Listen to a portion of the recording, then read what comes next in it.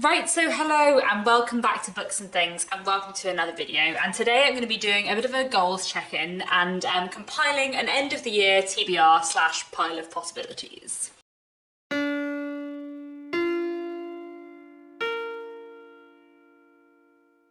So I did the equivalent of this video around this time last year where I looked at my reading goals for the year, or more specifically my reading goals spreadsheet, had a look at what I want to read for the rest of the year, whether I think I can tick off any more goals, and kind of how I'm doing with my reading.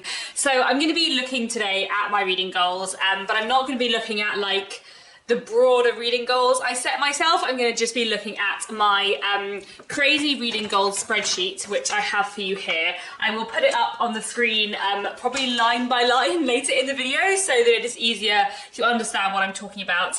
But if you haven't seen this before, if you're newer to this channel, every year I create for myself a sort of mad reading goals spreadsheet. The idea being that I tick off as many boxes as possible in lots of different categories because I really like reading a lot of different things, and it's kind of nice to have a way to guide me into reading lots of different things, I suppose. I never plan to tick off everything, but I plan to tick off as much as possible, and I have a lot of fun doing it. I'm now just gonna blue tack my goal spreadsheet back to my tripod so that I can consult it later in the video.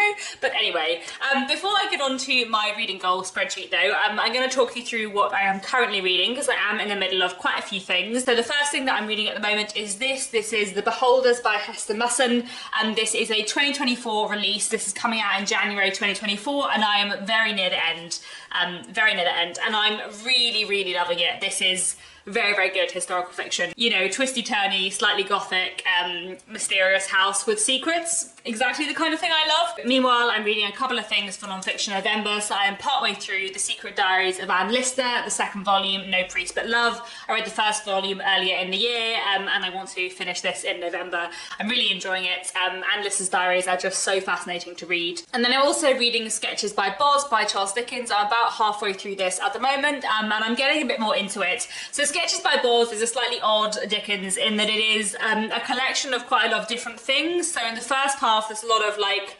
sketches, which are basically newspaper articles that are sort of like narrative non-fiction. So they're quite description heavy, but they are not really fiction. But I think in the latter sections of this book, I think there might be some short stories, so I think it's a bit of a mix of fiction and non-fiction possibly. I really want to finish this in November because this has been on my currently reading on Goodreads for like a year. Anyway, and then I'm listening to 2 books on audiobook at the moment. So the first is another Dickens, that is David Copperfield, which is my current read for the Mega Dickens read-along. This is a reread for me, and I'm maybe a third to half of the way through.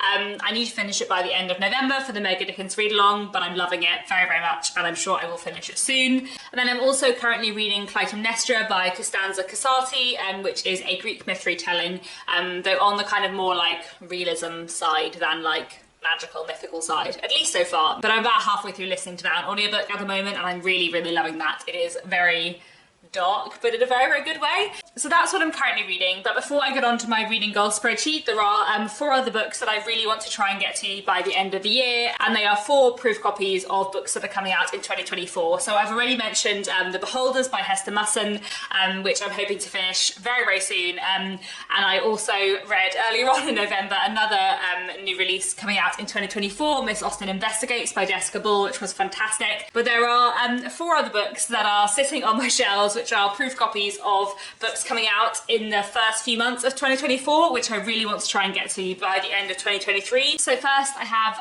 Nothing Serious by Emma Madrano, which is coming out in January, and this is being published by Michael Joseph, who are my publisher for my own writing as well. So I'm really excited to read this one. And it's about 2 people, a 30-something-year-old woman and a 17-year-old girl who connect online after the 17-year-old girl creates a fake dating profile and matches with the other woman, and then it's kind of about what goes on from there. I feel like this could be a really interesting book, and yeah, looking forward to getting to this soon. Then another book I'm very excited for is this. This is The Library Thief by Kuchenga Shenje. This is coming out in April 2024, and this is a hardback proof, and publishers only do hardback proofs when they are very very, very, very excited about something because they are expensive. But this sounds absolutely marvellous. So this is, according to the blurb, Fingersmith meets the binding, and it's set in 1896, and it's about, I think, a bookbinder's daughter. She is a young woman of colour living in Victorian England, and she ends up going on a commission to a very grand library in a big grand house where there are lots of secrets, and then she finds a half-burnt diary, and she's going to try and work out all of the secrets within the diary. That just sounds like entirely my kind of book, doesn't it? This sounds amazing. Then I also have this. This is The Bone Hunters by Joanna Byrne. Joanna Byrne is the author of The Hemlock Cure, which I never got around to reading, but I've heard very good things about. And The Bone Hunters is coming out in February next year. And this sounds fantastic. So this book is set in the 1820s in Lyme Regis, and follows 24-year-old Ada Winter, who uncovers an unusual set of fossils on the cliff. So basically it's a book about early 19th century fossil hunters, which, you know, sounds entirely up my street, doesn't it? I'm excited for this one. I think this could be really, really fun. Then finally, my last 2024 proof is this. This is The Theatre of Glass and Shadows by Anne Corlett. This is coming out in May 2024, so if I don't get to this till January, that's not the end of the world. But I am really, really excited for this because Anne Corlett is a brilliant writer. We actually did a creative writing MA together many years ago now, and I loved her book, The Space Between the Stars, which is a work of science fiction which I read quite a few years back, and this is her new novel, which is coming out in May 2024. And this book is set in an alternative London where the city's theatre district is a walled area south of the river where a lavish immersive production has been running for centuries. Doesn't that sound amazing? I'm gonna really love this. Now that I've got myself very excited about all those 2024 new releases, let me look at my reading goals for the year and see how I'm doing. So I will put up a line at a time of my reading goal spreadsheet so you can see what I'm talking about. So we'll start off with the classics goals and with my Victorian classics goal. So I have 7 boxes for the Mega Dickens read along. As I have already mentioned, I am reading David Copperfield at the moment, and then I will be reading Bleak House by Charles Dickens in December. It might be that I don't finish it until January, but I think I'll probably finish it in December. I'm going to be listening to an audiobook, as I have been doing with all of the books in the Mega Dickens read along, and I usually find that Christmas time is a time when I end up listening to lots of audiobooks because I'm doing like lots of baking of gingerbread and lots of wrapping of presents and stuff like that.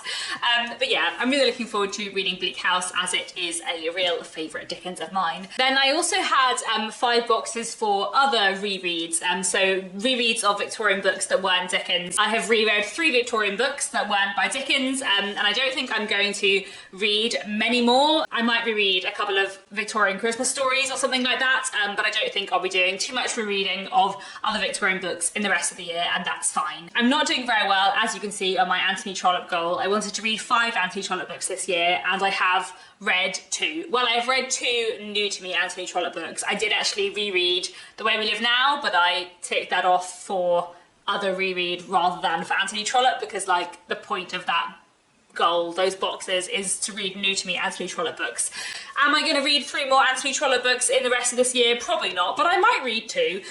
So I have here Ralph the Heir, which I got out from the library for Victober and didn't read, but I do really want to read, so maybe I'll read that in November or December, we'll see. It's a bit long, but the writing is not that big, and I do love Anthony Trollope a lot. Then I also have this, which I would like to read. This is a Folio Society edition of Anthony Trollope's short stories, and I have read some of these stories already, but the majority of them I haven't.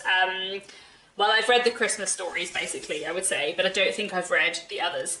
So I might read them at some point in November or December, as this is quite short and won't take me too long, and it would be nice to have read. I do also have, like, a ton of Anthony Trollope books on my Kindle, like most of Anthony Trollope's body of work, so I might also read a short Anthony Trollope book on Kindle at some point in the next few months, but we will see. I have plenty of other things to be getting on with. And then I have ticked off my like general Victorian reads for the year goal, which is great. I still might end up picking up something else Victorian by the end of the year, but I'm not really planning on doing so. I think my Victorian reads for the rest of 2023 will be Dickens and Anthony Trollope. Anyway, moving on to my British non-Victorian classics goals. I'm doing pretty well on these, and in fact, though I've already ticked off everything I wanted to pre-1837, both Sketches by Boz by Charles Dickens and The Secret Diaries of Anne Lister are both things from before 1837. Sketches by Boss is a bit pre-Victorian, so they would count for that. But you know, I've already ticked stuff off, so that's fine. I'm not doing so well on my 1950 to 1990 bit, but to be honest, I was less fussed about that bit anyway. One thing I might read, which I could tick off for that before the end of the year, is this. This is The Hireling by L.P. Hartley from 1957. I really like L.P. Hartley, by which I mean I read The Go-Between about 10 years ago, more than 10 years ago, 13 years ago, and really loved it, and haven't read anything else by him since. So it's probably about time I do, and I would really like to read The Hireling, so maybe I'll read this before the end of the year. That would tick off another box on that goal. We will see. And now we get to my non-British classics goal, my international classics goal, which I'm doing less well on. As you can see, there are lots of spaces here. I have read 4 classics from Italy so far this year, which I'm really pleased with. I've read 2 classics from India, 2 from Jamaica, 1 from France, none from Brazil or China yet, and then I have read a bunch of other classics from various other countries. I don't even know what number that says. I don't know what I was trying to do with my handwriting. Is that a 2? Is that a 4? We'll never know. However, I would really like to tick off some more boxes on this challenge, because I really enjoy doing my International Classics Challenge every year, and I find it like a really good, interesting exercise, and I always read lots of things I didn't know about and found really exciting. I haven't picked my countries for next year actually, so if anyone has any suggestions of international classics or countries with lots of interesting literature, then let me know. I usually try and read 4 books from 3 countries that are in different continents, and then I sometimes have some extra things as well, but who knows. Anyway, there are some things I want to read for this challenge by the end of the year, and this would be quite a big priority because, as I said, this is a challenge I really enjoy. I also think that all the books I have selected for this, well, all but one, are pretty short, so I'm hopeful this is feasible. I have put holds on lots of things at the library, and we will see. Hopefully everything will come in.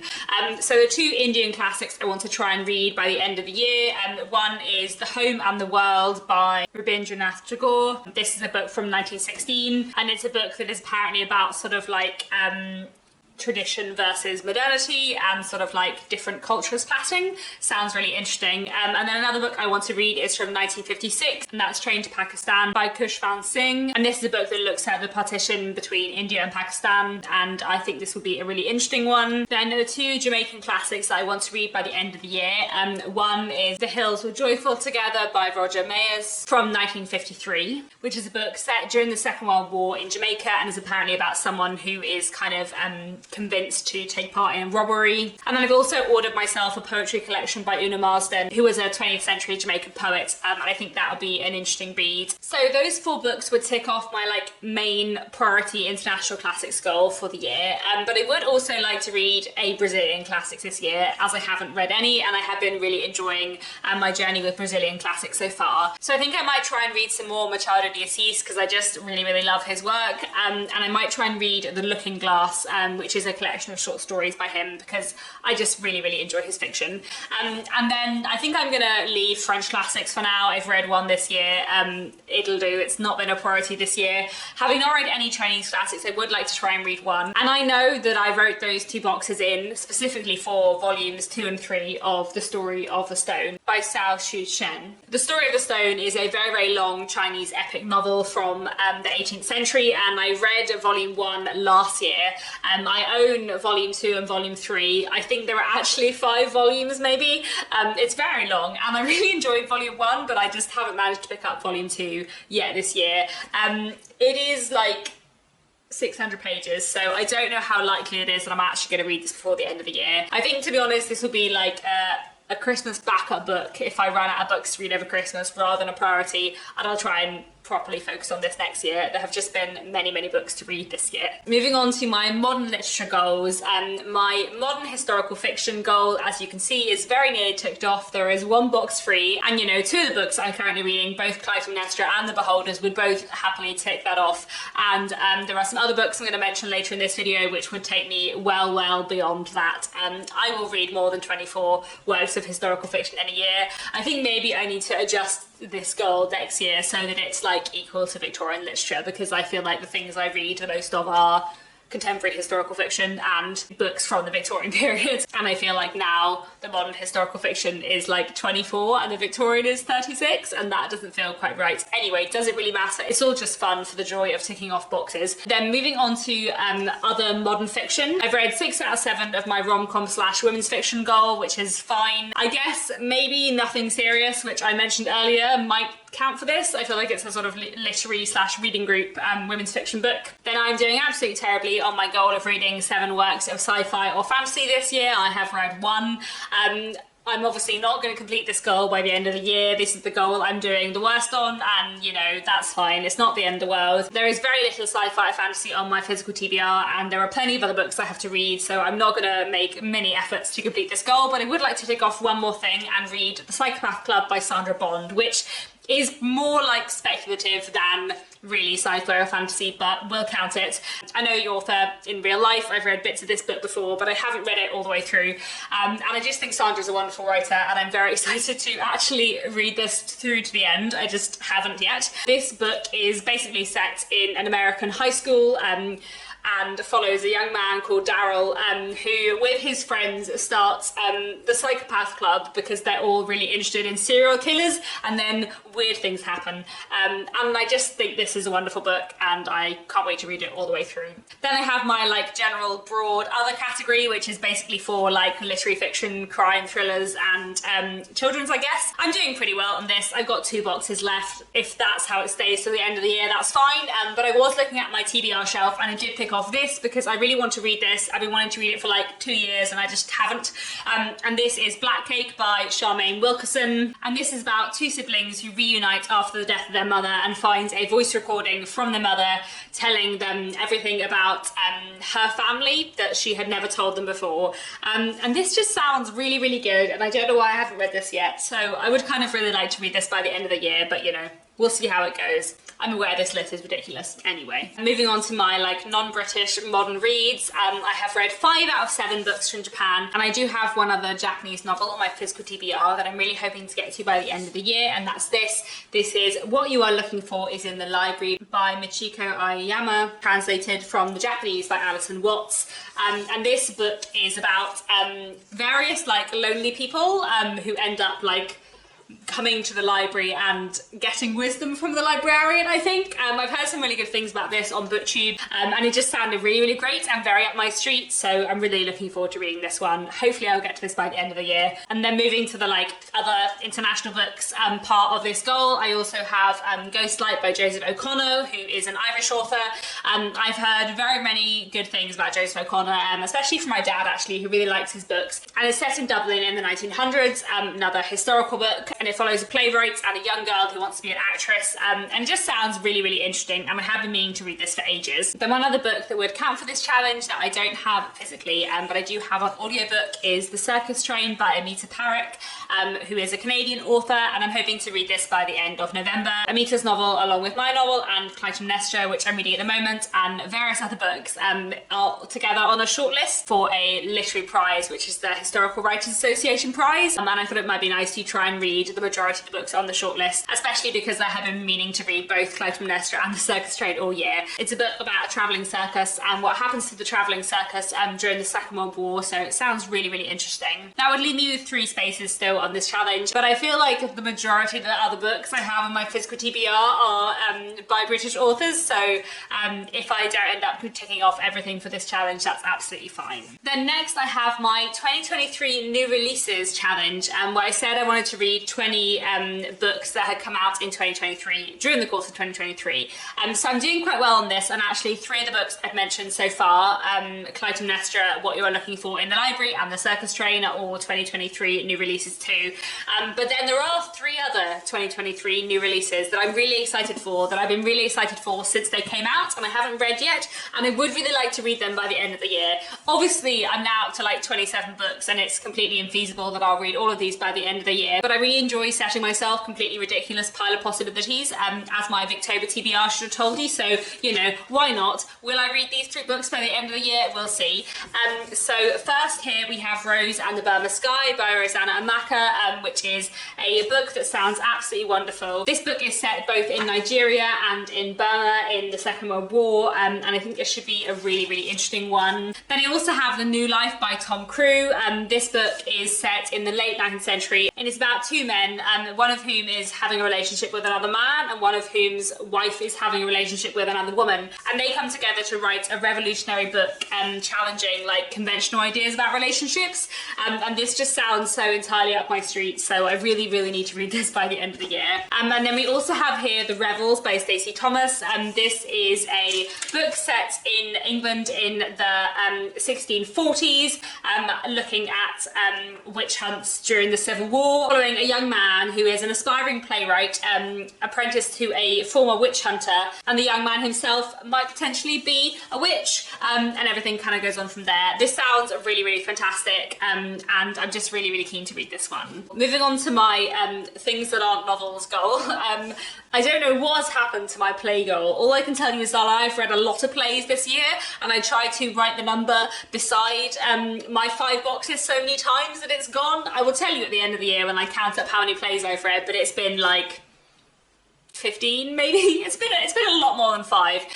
So that's well ticked off. Poetry, again, I've read a lot of poetry collections this year, well ticked off. I've read a lot of short stories this year, individually and in collections. I think most of the individual ones I haven't ticked off on this spreadsheet, but I have one gap, as you can see, so I might try and read this. This is the Folio Book of Great Short Stories, and this is just a very, very beautiful Folio Society edition with lots of short stories in, some classic and some a bit more modern, and some of these stories I've read before, some of these I haven't, but I have been meaning to read this for a while, so hopefully I will manage to read this before the end of the year. We'll see how I go. Then I've got 2 spaces left on non-fiction, which, to be honest, could be ticked off by Anne Liss's diaries and Sketches by Boz, but I do also have 3 other books here that I put on my non-fiction November TBR, and will I read them by the end of the year? We'll see.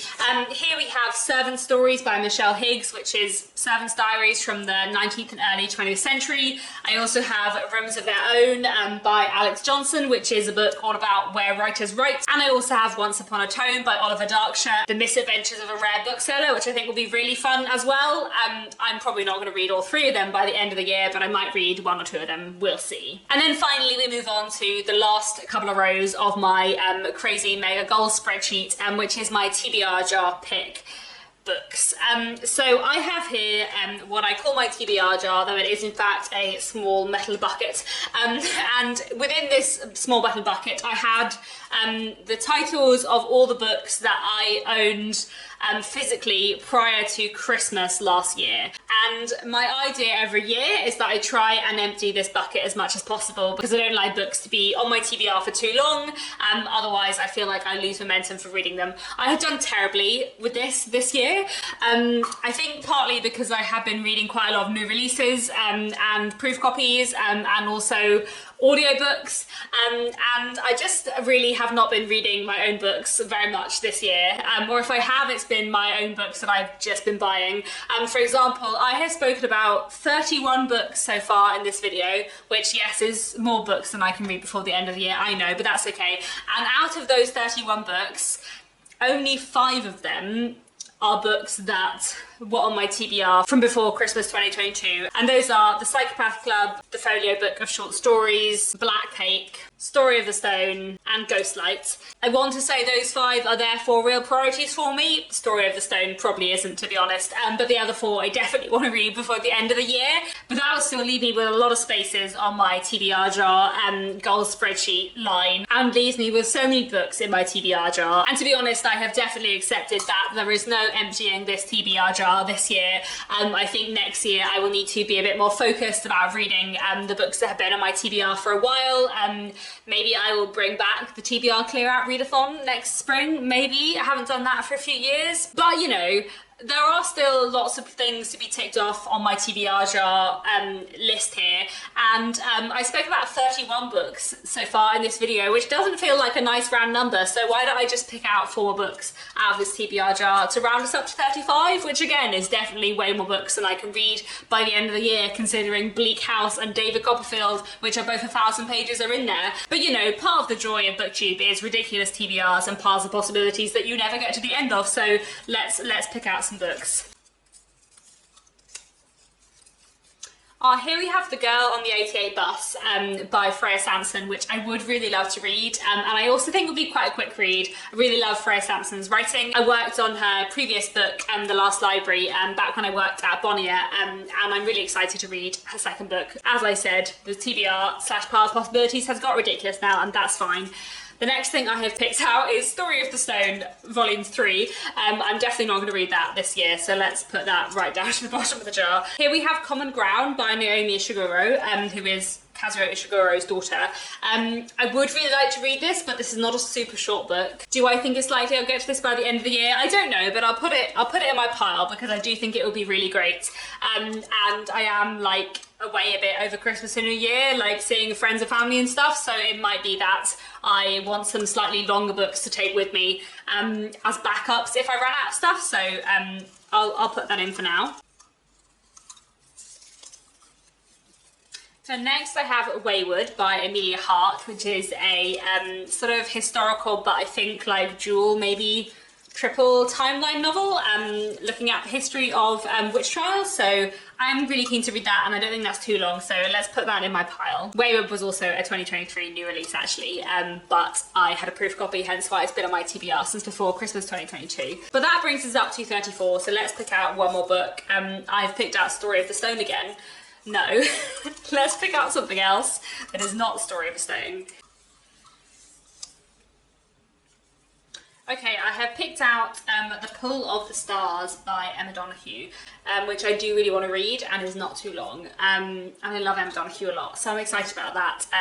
That's one that's been on my TBR for a while, I think because it's her book that was about a flu epidemic slash pandemic, and I didn't feel like emotionally ready to read it for a while, but I feel like I probably could now, and I love Emma Donoghue a lot. So there we have it. Those are 35 books that I almost certainly am not going to read by the end of the year, considering we're on like mid-November, but you know, I will read some of them, and the some that I read I will probably enjoy. So there we go. That is my ridiculous pile of possibilities for the end of the year and my goals check-in. Let me know down in the comments how are your reading goals going at this point, getting towards the end of the year. Are there any more books you really want to read by the end of the year? And that's all for now. Thanks so much for watching, and I'll be back very soon with another bookish video.